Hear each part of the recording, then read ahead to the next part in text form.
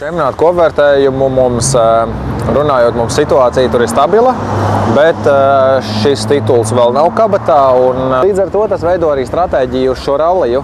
Mums šim rallijam atliek it kā no čempionāta kopvērtējuma viedokļa atliek tikai finišēt kaut kādos punktos, lai izcīnītu jau čempionu titulu gada kopvērtējumā.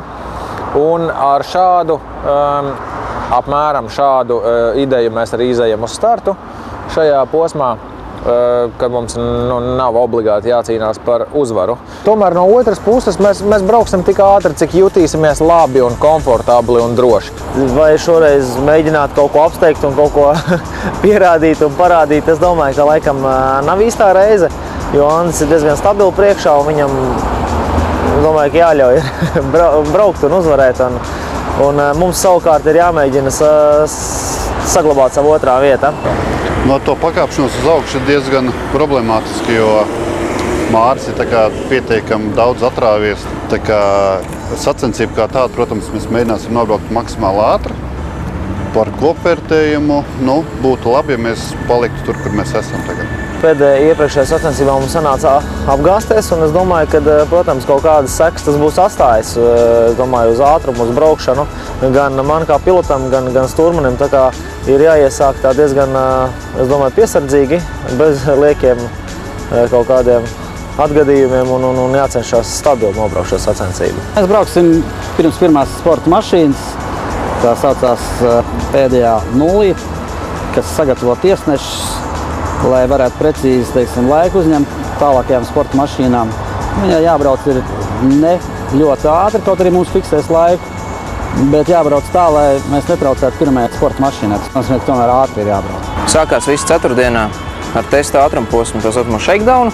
Piektdienas vakarā 3 ātrumposmi, tā skaitā Vecpils naktī. Ļoti daudz no braucējiem vispār nav braukuši naktī.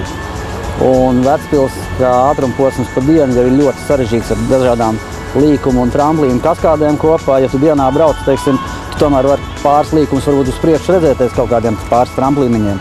Tad naktī tu var redzēt lampas apgaismot tikai attālu un līdz pirmajam tramplīnam. Un ja tu, neesi precīzi sarakstījis stenogrammu un mazliet nokļūdies tādā pirmā tramplīnā, tas nozīmē uz nākšo tramplīnu jau tu esi vēl nepareizāk, un tad vai ir jāsāk bremzēt, jāatmet gāzi, tas nozīmē, ka tu zaudē laiku.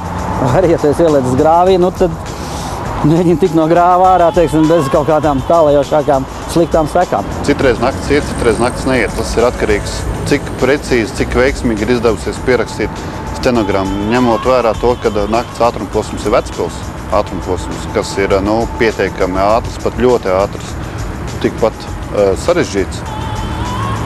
Ja labi izdosies pierakstīt stenogrammu, es ceru, ka tad būs labi. Es domāju, ka vadošie sportisti tāpat brauks ļoti ātri un laiki kā pa dienu, tā pa nakti nebūs ļoti atšķirīgi. Tālākais vadošiem, kas brauc, tur būs dažādi interesanti kuriozi, es domāju. Lielākās rallijas sacensības un lielākā daļa ātrumposma notiek sestdien.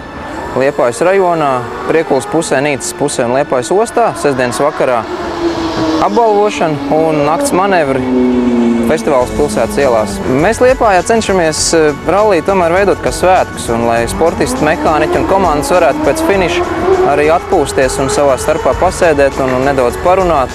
Ja mēs ralliju beigtu svētdienā, tas nebūtu iespējams, bet tā kā mēs beidzam viņu sestdienā, tad vienmēr Liepājā ir festivāla pilsēta, un festivāls īstais sākās sestdienas vakarā.